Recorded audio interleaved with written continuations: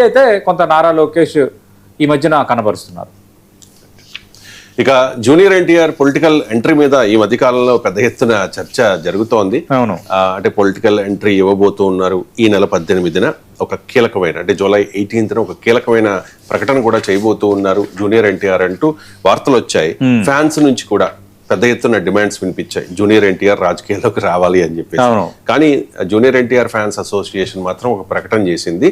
ప్రస్తుతానికి రాజకీయ పార్టీ పెట్టి, రాజకీయాల్లోకి వచ్చే పరిస్థితి లేదు, ప్రస్తుతానికి రారు, దీనిలో బిజీగా ఉన్నారు, సినిమాల్లో చాలా బిజీగా ఉన్నారు అని చెప్పేసి ఒక ప్రకటన కూడా జారీ చేసిన పరిస్థితి.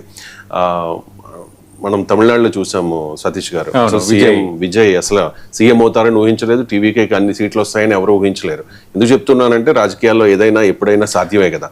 భారతీయ జనతా పార్టీ నుంచి అమిత్ షా ఒకసారి వచ్చి జూనియర్ ఎన్టీఆర్ ని కూడా కలిసి వెళ్లారు. అప్పుడు భారతీయ జనతా పార్టీలోకి జూనియర్ ఎన్టీఆర్ చేరుతూ ఉన్నారనే వార్త పెద్ద ఎత్తున నడిచింది.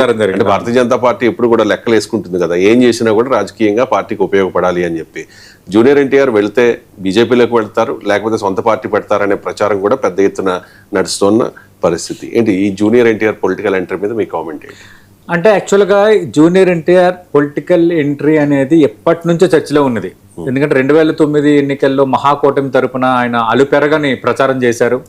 ఖమ్మం సమీపంలో యాక్సిడెంట్ కూడా గురయ్యారు. ఈ యాక్సిడెంట్ బెడ్ మీద ఉండి కూడా ఆ రోజు ప్రజారాజ్యం పార్టీ పైన మిగతా పార్టీల పైన చాలా హుషారుగా మాట్లాడారు. సరే, అప్పుడున్న పరిస్థితుల్లో అసలు ఎన్టీ రామారావు ఆహభావాలు, ఎన్టీ రామారావులా ఉంటారు, ఇట్లాంటి మూమెంటంలో కొంత జూనియర్ ఎన్టీఆర్ సభలు కూడా పబ్లిక్ విపరీతంగా వచ్చారు. ఆయన చాలా ప్రచారం చేశారు. కానీ అప్పుడు ఎన్నికల్లో మహాకూటమి ఓడిపోయింది. 2009 ఎన్నికల్లో వైఎస్ఆర్ తిరిగి విజయం సాధించారు. ఆ తర్వాత జూనియర్ ఎన్టీఆర్ ప్రయాణం కొనసాగదా అన్న ఒక చర్చలోకి వెళ్ళిపోయింది తెలుగుదేశం పార్టీతో. తర్వాత కొన్ని పార్టీ కార్యక్రమాలకు హాజరయ్యారు, హరికృష్ణతో కలిసి 1-2 మహానాడులకు హాజరయ్యారు. క్రమంగా తెలుగుదేశం పార్టీకి జూనియర్ ఎన్టీఆర్కి ఆ బంధం ఒక రకంగా తెగిపోయిందని అనుకోవాలి. కొందరు ఉందంటారు కానీ లేదు ఇప్పుడు. అంటే మహానాడికి ఇన్వైట్ చేయటం కానీ అలాంటివి ఏమీ లేవు. ఆయన కూడా కనిపించట్లేదు, ఆయన కూడా ఎక్కడ అనుకూలంగా మాట్లాడట్లేదు.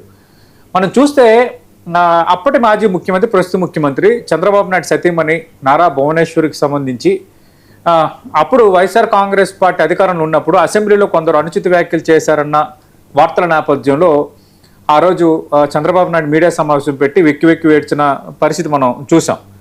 అంతకుముందు వల్లభనేని వంశీ ఒక ఇంటర్వ్యూలో ఆమెను ఉద్దేశించి చేసిన వ్యాఖ్యలు కూడా మనకే చాలా ఎంబ్రెసింగ్ అనిపించాయి. ఇలా కూడా మాట్లాడతారా? సరే, రాజకీయంగా శత్రుత్వాలు ఉండొచ్చు కానీ కుటుంబ సభ్యులను లాగి మాట్లాడడం ఏంటి అనేది మనం కూడా ఆ రోజు దాన్ని తప్పుపట్టాం. ఇలా ఆ ఎపిసోడ్లో కూడా జూనియర్ ఎన్టీఆర్ రెస్పాండ్ అవ్వట్లేదు అనేది ఒక పెద్ద ఇష్యూ అయిపోయింది. చివరికి రెస్పాండ్ అయ్యారు. రెస్పాండ్ అయినా కూడా ఇది రెస్పాండ్ అవ్వాల్సిన ఇది కాదు, తీరు స్థాయి సరిపోలేదు. ఇలా రెస్పాండ్ అవుతారు సొంత మీ మేనత్త మీద సమ్వాట్ ఇలా మాట్లాడుతూ వాళ్ళు ఎవరు అని చాలామంది మాట్లాడారు. తర్వాత జూనియర్ సైలెంట్ అయిపోయారు. ఎప్పటి నుంచి కూడా జూనియర్ ఎన్టీఆర్ ఎప్పటికైనా రాజకీయ పార్టీ పెడతాడు, జూనియర్ ఎన్టీఆర్ రాజకీయ పార్టీ పెడితే సక్సెస్ అవుతాడు అని అనేవాళ్ళు ఉన్నారు. ఇప్పుడున్న పరిస్థితుల్లో ఆయన వస్తే కుదరదనే వాళ్ళు కూడా ఉన్నారు. చూద్దాం నిజంగా వస్తాడో లేదో. కానీ ఇప్పుడు ఏంటంటే ఎన్టీఆర్ సంబంధించి ఆయన మీడియా టీము, ఆయన పిఆర్ టీము ఒక ప్రకటన రిలీజ్ చేసింది. ఈ జూలై 18న ఆయన తిరుపతి వస్తున్నారు అన్నది అవాస్తవం, ఆ వార్త నిజం కాదని వాళ్ళు రూల్ అవుట్ చేశారు. రెండోది రా ఎన్టీఆర్ అని మనం చూస్తే రా ఎన్టీఆర్ అని ఒక కార్యక్రమాన్ని కొందరు తీసుకున్నారు సోషల్ మీడియా ప్లాట్ఫామ్ వేదికగా. దాన్ని కూడా అటు junior NTR media team, PR team తప్పుపట్టింది. ఇక్కడ RAW ఎన్టీఆర్ అంటే రా ఎన్టీఆర్ కాదు, కానీ రా ఎన్టీఆర్ అంటే రమ్మని దాని అర్థం. They are calling. అంటే కొందరు అభిమానులు ఎన్టీఆర్ నువ్వు రావాలి రాజకీయాల్లోకి అంటూ రా ఎన్టీఆర్ అని ఒక హ్యాష్ ట్యాగ్ని పెట్టి సోషల్ మీడియా ప్లాట్ఫామ్లో కొన్ని పేజీలు క్రియేట్ చేసి చేస్తున్న దానిపైన కూడా ఎన్టీఆర్ పిఆర్ టీం అయితే తప్పుపట్టింది. కానీ ఇదైతే ఒక కొత్త అంశాన్ని, అంటే చాలా రోజుల కింద మరుగున పడిన జూనియర్ ఎన్టీఆర్ పొలిటికల్ ఎంట్రీ అంశాన్ని మరోసారి తట్టి లేపినట్టుగానే ఇది కనిపిస్తోంది. సరే, వాళ్ళు ఖండించారు, రా ఎన్టీఆర్ అన్న దాన్ని పెట్టడాన్ని తప్పుపడుతున్నారు, ఈ పేజీ ఎవరు పెట్టారని క్వశ్చన్ చేస్తున్నారు ఉంది.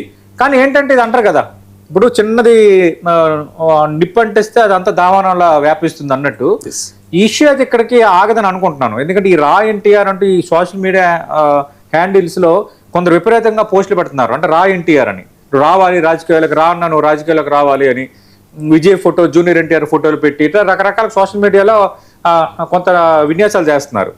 అందుకు ఇది ఏంటంటే ఇది ఏదో కొంచెం సరే ఎన్టీఆర్కి ఇప్పుడు ఆలోచన లేదు అనేది వాళ్ళు ఖండిస్తున్నారు. ఉందో లేదో అంతర్లీనంగా అతను ఒక్కరికే తెలుసు, మనకు తెలియదు. మూడోది, ఇప్పుడు ఈ ఇష్యూ అనేది రేజ్ అయింది. ఇది ఆగుతుందా ఆగదా?